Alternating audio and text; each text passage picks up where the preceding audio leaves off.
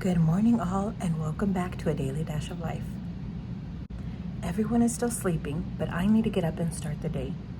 There's no better way to start the day than with some homemade banana nut bread and a hot cup of tea. I started the bread yesterday so that it would be ready for this morning. The pairing of the banana nut bread and the London Fog Latte is simply divine. The Earl Grey is complex, the lavender is mild, the milk gives it creaminess, and when you just put all that together, it just hits the spot.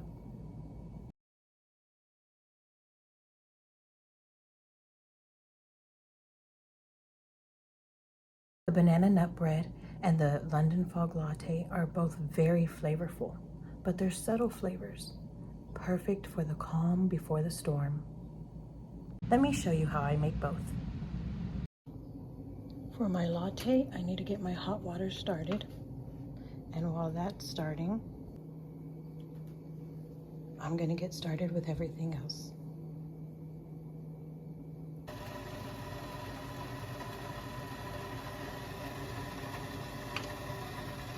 Water off. I gave my water some time to get really hot without getting extremely hot. I don't want the lavender to burn, and if I make my water way too hot, that is exactly what's going to happen, and it throws the flavor off. So beware of that.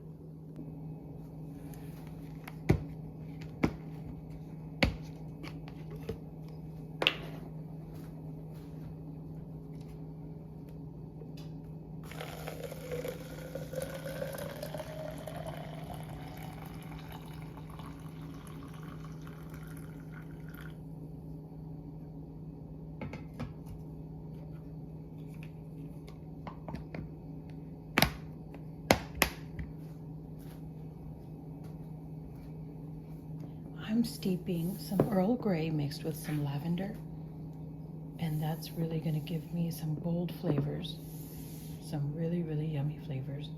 Here I have a 1/4 cup of milk, whole milk that is. I don't like cream or half and half. I just like plain old whole milk. Typically, you would heat the milk and froth it before adding it to the London Fog, but I don't have a frother, so I've just been using cold whole milk, pouring it into my latte. Actually, let me go ahead and do that now.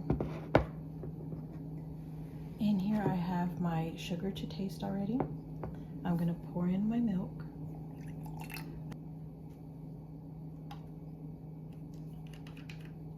To the mug, I'm going to add 2 teaspoons of vanilla extract and 2 teaspoons of vanilla syrup.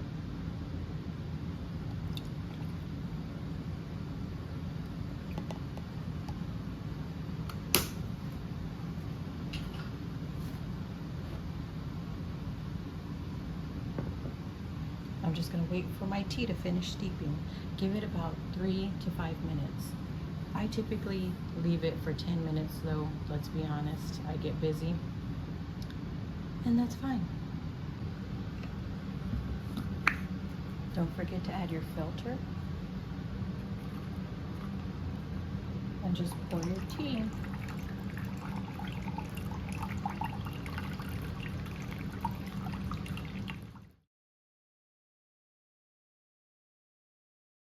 Today I'm going to be whipping up some banana nut bread.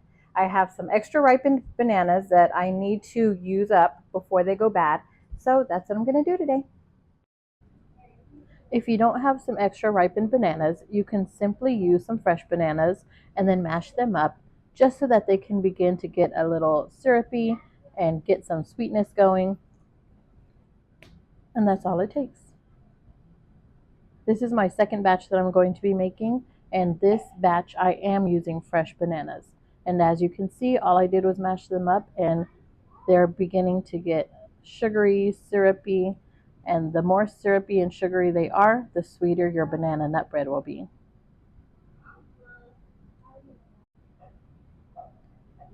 It also helps if you just leave them on the counter for about 5 to 10 minutes so that they can have a chance to get syrupy and not just mushy. In the large bowl where I have my 4 ripened bananas, I added 1 1/4 cups of sugar, half of a cup of margarine for today, but you could use 1 butter, which is also 1 stick of butter or margarine, my 2 eggs, and then half of a cup of buttermilk. Then just add in your 1 teaspoon of vanilla extract,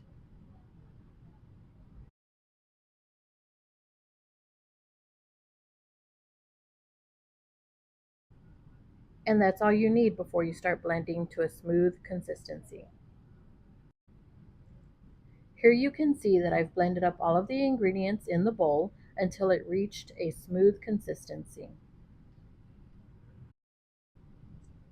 In a separate large bowl, add 2 1/2 cups of all-purpose flour. I'm using unbleached flour, but you don't have to. I'm also adding 1 teaspoon of salt, 1 teaspoon of baking soda, and 1 cup of chopped nuts, if you desire that. I like to use half of a cup of walnuts and half of a cup of pecans for mine. Give it a quick mix. Now's the time where you can add in your mix from your first bowl into your second bowl. You are going to want to get everything mixed in well, but you don't want to overmix. That's going to create a toughness in your bread that you don't want. If you keep things light and airy, then your bread will be light and airy and fluffy. And that's our goal, is to get the bread that way. So after I mix a little bit, I'm just going to fold in the rest of the ingredients just so that everything gets mixed in well without overmixing.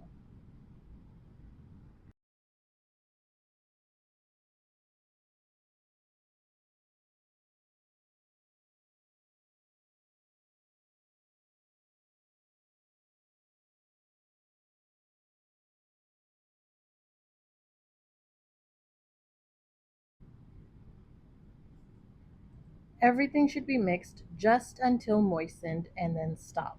If you want, you can even add a little bit of the flour at a time while you're mixing, just to give yourself more control if that's what you feel you need.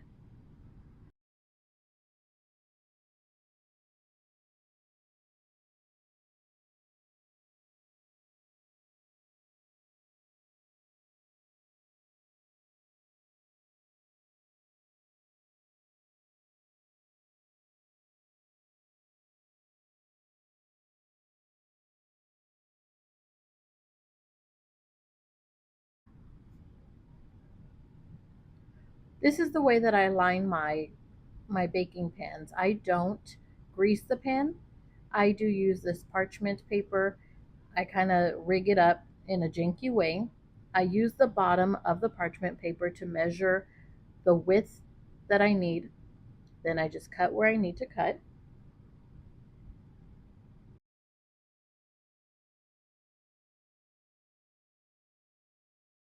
And then I insert the parchment paper into the baking pan. The edges of the parchment paper will then become handles for you.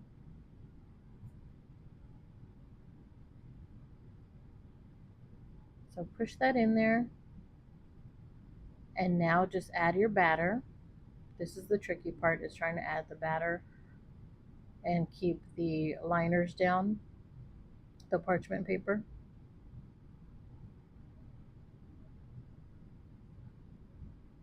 Yes, it's a little janky, but it works. Just smoothing out everything.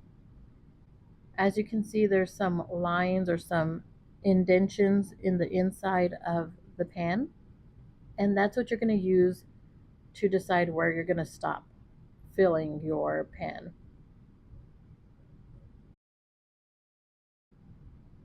Try to get everything leveled and even, and do not fill everything to the top of your pan.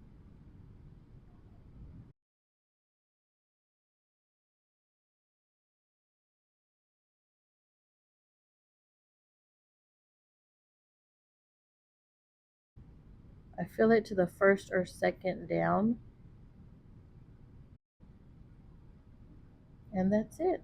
Now on to your next one. You may or may not be able to see the difference in the different loaves. This loaf is with the fresh bananas, and this loaf is with the more ripened bananas. And you can see the difference in the color. This one's darker than this one.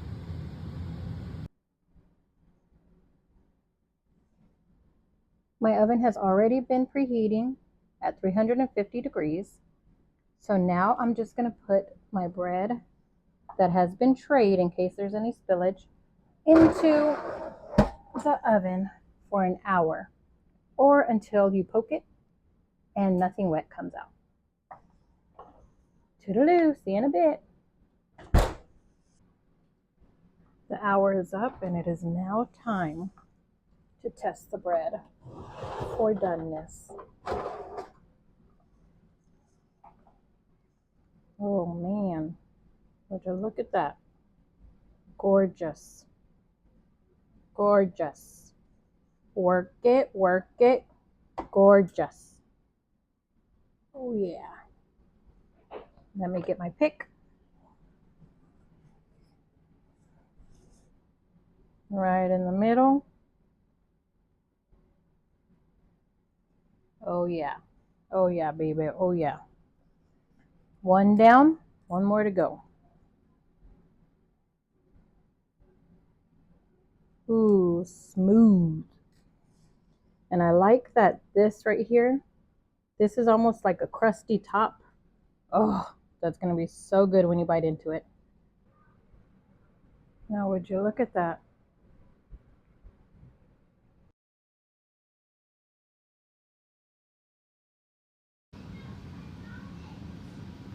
Okay, the bread is out of the oven. My house smells delightful. I wish that the house could smell like this every day, but it can't. So for now, I'm just gonna sit back and enjoy it. I have these sitting and cooling for 10 minutes. After those 10 minutes are up, I'm gonna pull the bread with my handy dandy parchment paper, pull it out of the pans, and then allow it to cool for another hour, if you can stand it. After an hour, go ahead and cut into the bread if you want to, but if you're planning on storing the bread, make sure that the bread has completely cooled before storing it. If not, you're going to trap moisture into the storage container and the bread is going to become soggy. We do not want soggy bread. We want this nice crust to stay on top. We want it to be light, fluffy, not soggy.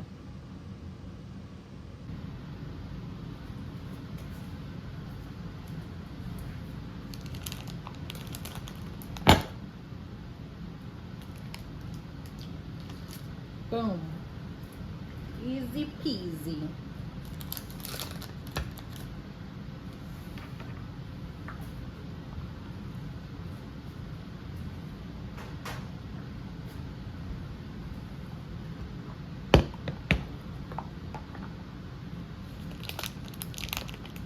See why I like to do it this way? Boom. That's all it takes. That's all she wrote.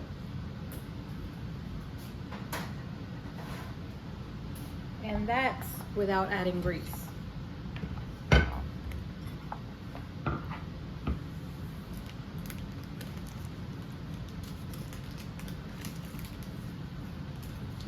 And toss.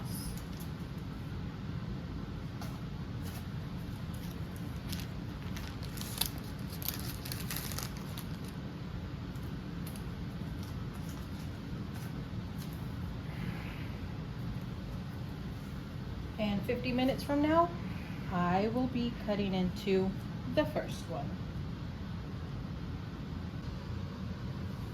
My bread has completely cooled, and here I have the container that I will be using to store the bread in. I lined it with a paper towel because the sugars will create like a little, not a juice, but it will get sticky. So I just like to put this as a liner.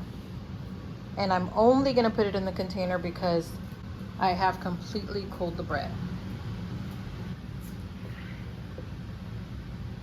I'm gonna be saving this for tomorrow when I have my latte, my London Fog Latte in the morning. And I'll have all of the ingredients in the description box below for this. Now my lid.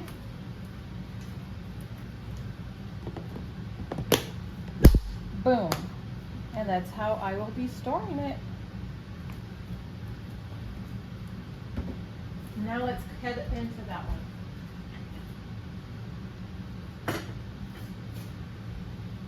Time to cut into this one.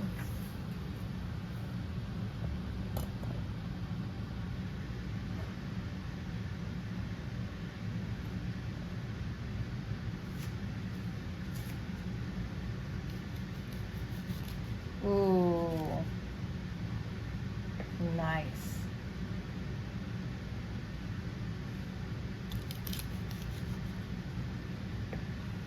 That outer crust or shell, whatever you want to call it, I love it. Perfect. Perfect, perfect, perfect. And it's staying the way that I want it because I gave it time to cool. It's been 2 hours already that I've let it cool. If you cut into it too soon, it's gonna crumble and fall apart easily. So just keep that in mind.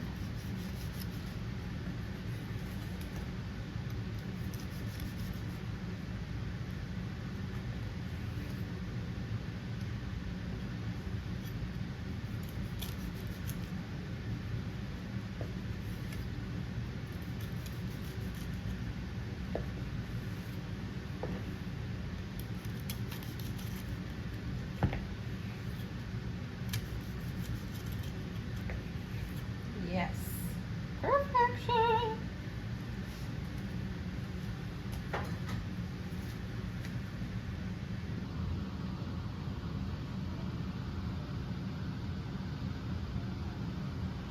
Now that is how you make banana nut bread.